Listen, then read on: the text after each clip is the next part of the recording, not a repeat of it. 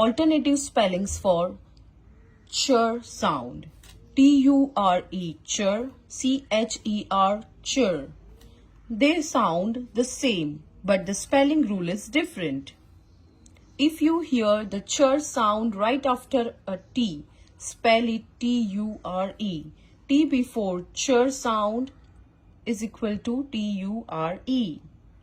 As in picture, capture, fracture, mixture, structure, adventure.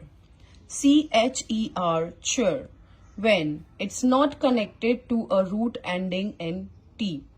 Root word plus suffix ER is equal to CHER.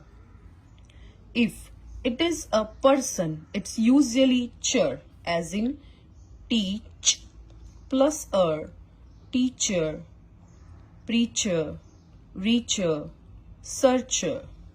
Final tips. T-U-R-E after T. C-H-E-R. Person. Verb plus For example, search plus searcher. Follow for more.